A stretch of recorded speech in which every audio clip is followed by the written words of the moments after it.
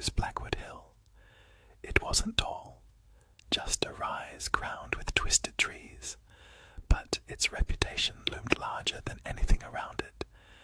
Every Halloween, strange lanterns were seen glowing there, green, amber, and pale blue, drifting among the branches as though carried by invisible hands.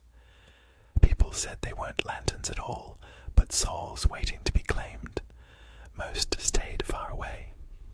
But this Halloween, 5 friends, Emma, Tyler, Rachel, Marcus, and Jonah, decided to climb the hill.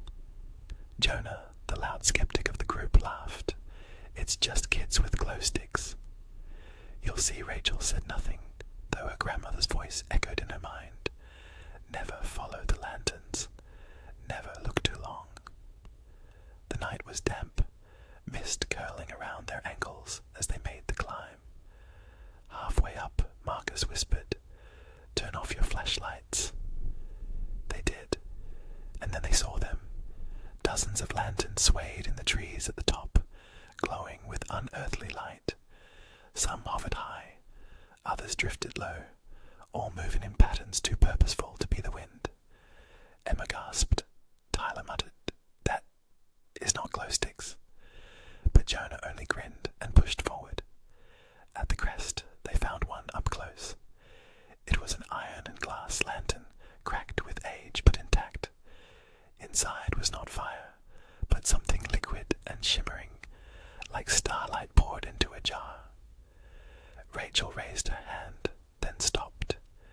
The air around it was freezing, her breath visible in the chill. "Don't touch it," she whispered. But Jonah laughed and brushed the frame with his fingers. The lantern flared, and for an instant the world around them vanished. They stood in a black forest, stretching endlessly, filled with towering, faceless figures, each carrying a lantern of their own. Shadows moved between the trees, long-limbed and silent, watching. Then the vision snapped away. They were back on the hill, Jonah stumbling backward, pale and gasping. What was that?" he stammered. No one answered. The other lanterns began to stir. One by one, they floated closer, weaving through the trees like moths circling prey. Emma grabbed Rachel's arm. "Your grandma, what did she say?" Rachel's voice shook. "Don't follow them." Emma's eyes darted around. "But they're following us." Jonah bolted first, crashing into the mist. Tyler shouted and chased him. Emma, Marcus, and Rachel stayed frozen, the lights circling tighter. The fog thickened until the trees melted into blank white. A lantern drifted close to Rachel, so near she could see inside. There were faces in the glow, tiny, countless faces, mouths open in silent screams. She staggered back. "We need to run." Now they turned and fled, but the paths had changed. The hill should have led back to open fields, but now twisted trees blocked the way, paths doubling back on themselves. The lanterns always floated ahead, leading them deeper, humming with a vibration that rattled their bones.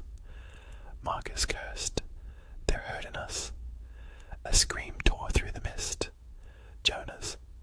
They ran toward it and found him at the base of a tree, clutching his head, eyes wide but unseeing. His lips moved over and over. "They want me to carry it. They want me to carry it." Beside him floated a lantern brighter than the rest, its glow bleeding into his skin. Veins of light spread up his arm. Tyler tried to pull him away, shouting. Marcus swung a branch through the lantern, but it passed straight through like smoke. Still the glow flickered, wavered, then shot upward into the trees. Jonah collapsed, unconscious.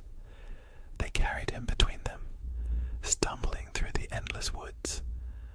The lanterns trailed at a distance now, patient and watchful. Rachel kept whispering, "Don't look, don't look," but she couldn't help it. Out of the corner of her eye, she